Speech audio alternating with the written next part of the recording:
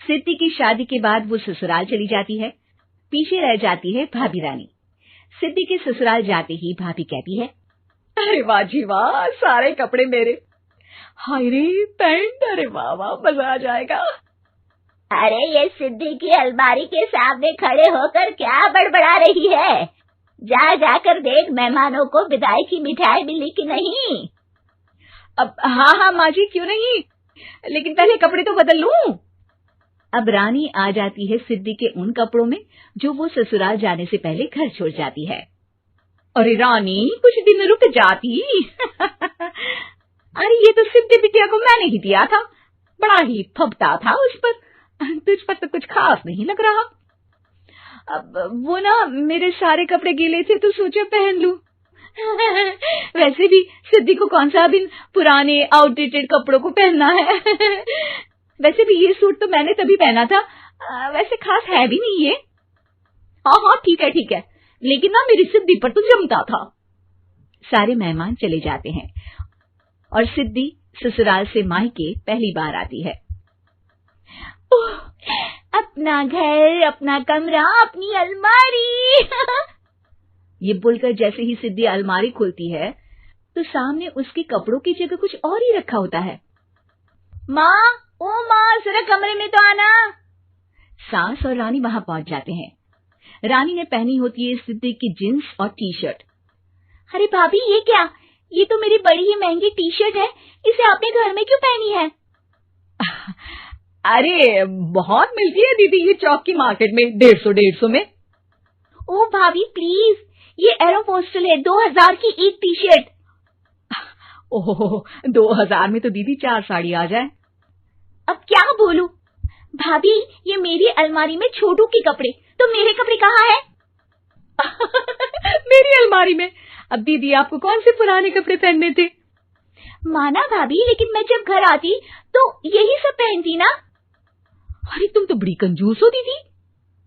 खैर, वक्त आता है जब सिद्धि ससुराल के लिए रवाना हो रही होती है।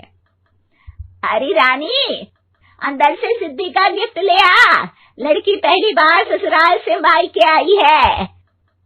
रानी अंदर जाती है और एक सिंपल सी साड़ी लेकर बाहर आ जाती है। ये लीजिए माँ जी। सास बेटी को गिफ्ट देकर ससुराल भेजती है। अगले दिन रानी एक सुंदर सी साड़ी पहनकर सामने आती है। अरे रानी, ये तो वो साड़ी है जो मैंने सिद्धि को देने के लिए दी थी जब वो ससुराल ले जाती, लेकिन ये तूने कैसे पहन ली? अरे माँ जी, ये साड़ी तो मुझे बहुत पहले से ही पसंद थी, लेकिन चिंता ना करिए, मैंने सिद्धि के लिए भी अच्छी सी साड़ी दी है। हाँ। तभी सिद्धि का फोन आता है। क्या माँ, कुछ अच्छा तो दिया होता ससुराल ले जाने के लिए। अरे पहले दिखा दिया होता। ये चमकते हुए पैकेट में नौकरानी वाली साड़ी मत दिया करो माँ।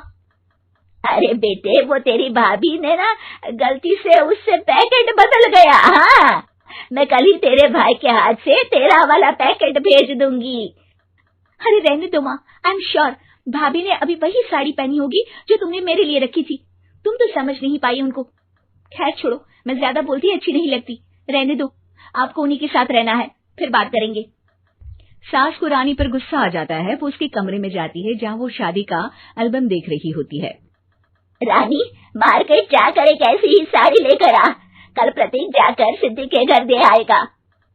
अरे क्यों माँ जी, कितनी साड़ी देनी है दीदी को? यहाँ कोई सेल लगी है क्या?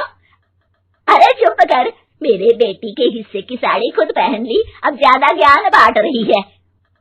एक दिन सिद्धि का फोन आता है। माँ, मेरी सास ने आप सबको खाने पर बुलाया है। सारे लोग सिद्धि के ससुराल पहुंचते हैं। खाना खाकर वो लोग निकल रहे होते हैं कि सिद्धि की सास सभी को गिफ्ट देती है। अरे बहन जी, बेटी के घर का खाना खा लिया, यही बहुत है जो आप ऊपर से गिफ्ट भी दे रही है। अरे बहन जी, आप भी कहाँ इन बातों पर विश्वास कर रही हैं। सास सभी को गिफ्ट देती है, लेकिन रानी को जो साड़ी देती है वो अजीब सी हरे रंग की, लाल रंग की बड़ी छाप वाली होती है। अरे छी, ये कौन पहनेगा? सासू माँ को तो जरी वाली इतनी सुंदर, और मेरे लिए ये नौकरानी वाली। अरे भाभी, दरअसल मैं जब भी घर आती थी आप वापसी में ऐसी ही साड़ी देती थी ना, तो माँ ने सोचा कि आपको आपकी पसंद की ही साड़ी क्यों ना दी जाए। बेचारी रानी, बोलती भी तो क्या।